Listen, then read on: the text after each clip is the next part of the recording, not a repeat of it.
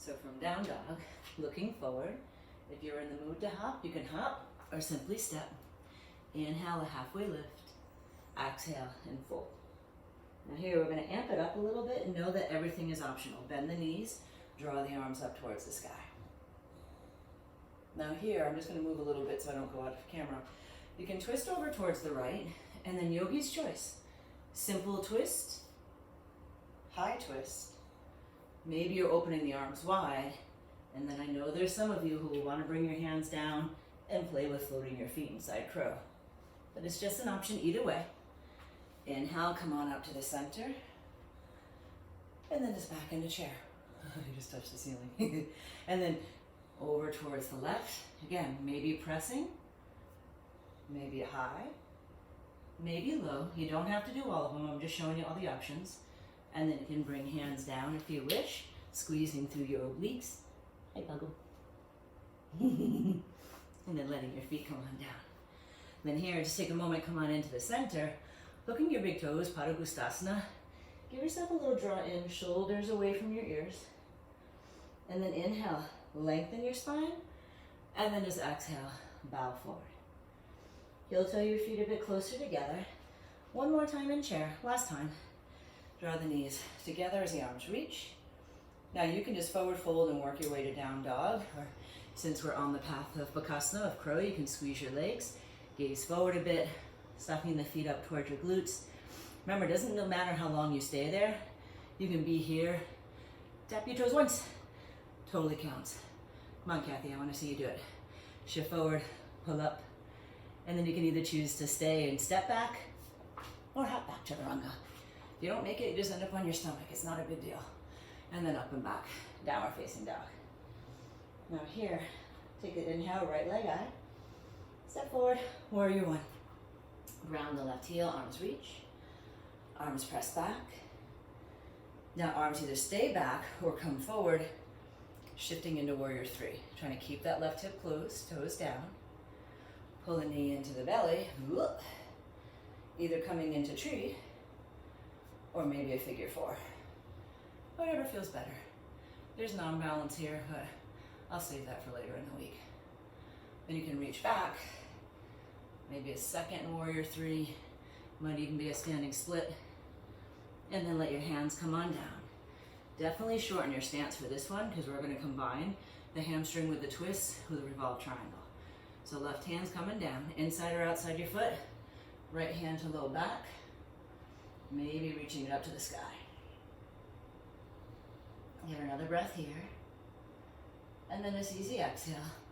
Unwind the right hand back down towards the mat. Wiggle your left knee back enough, you can put the knee down. Pull back and just lengthen your leg for a moment.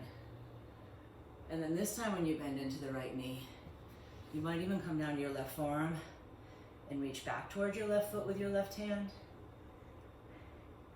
I don't know if you can hear him, but he's snoring. Give it another breath. Apparently he doesn't find my yoga very exciting. Give it another breath here. And then this time when you come on down, heel toe the right foot over to the left again, but then take your left leg all the way around. And Agni Stambhara, log stacking or double pigeon. This bottom foot's going to be in line with your knee, foot over knee. Sometimes it's better to have a block here. If this knee is wicked high, you can always lean back and give it a little push. Or if the knee does come down comfortably, you can forward fold if you feel like you want to. I'm just hanging out for a few breaths. All of these poses could be held a lot longer. I'm just giving you kind of a quick foundational practice and just something to get you moving, even if you only have a few minutes. And then come back up. Now here, we're going to roll the left knee up to the ceiling, either right heel closer to your glute or you can straighten the leg. Now I'm throwing in a couple more arm balances just because they're here, and you could if you wanted to.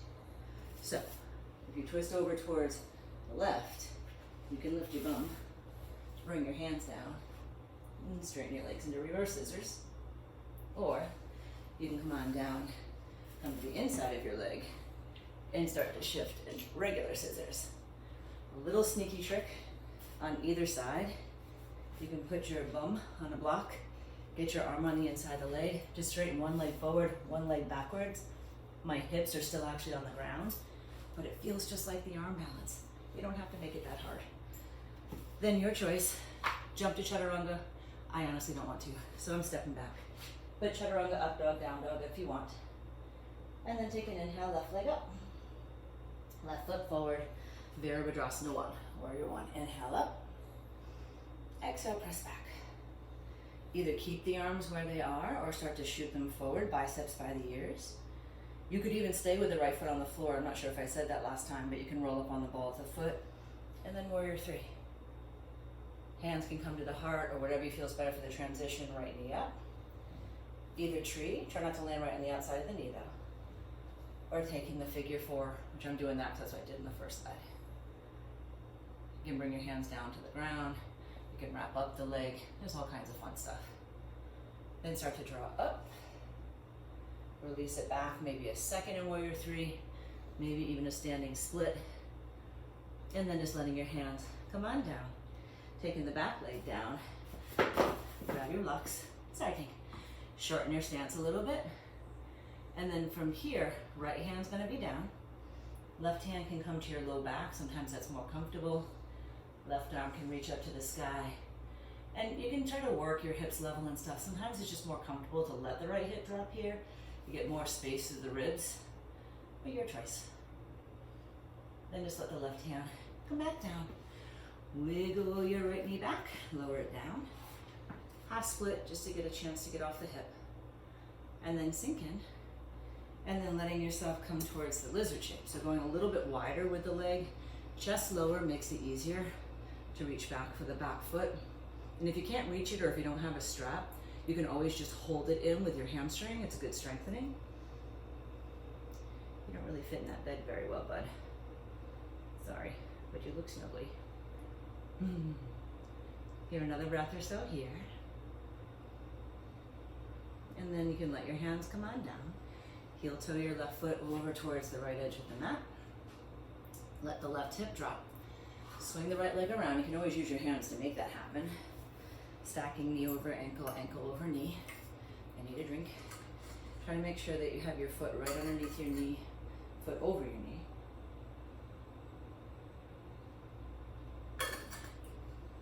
And then again, a block can work here. You can use your hand to give it a press.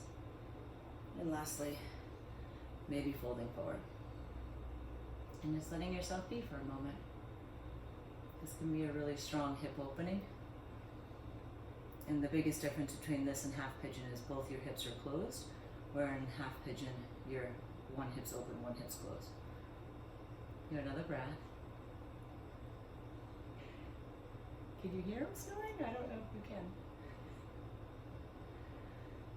And then nice and easy, you can let your chest come on up.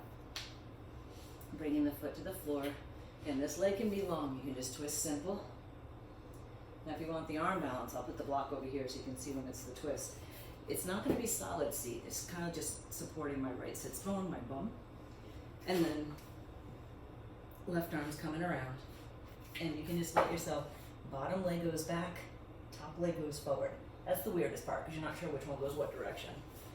Then to go to the other side, you don't really have to recross your legs if you don't want to, but this one's going to be on top. And then you start to shift, and then coming out. And then come on in.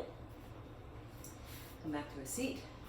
If you feel like a chaturanga up dog, down dog to get there, go for it. If not,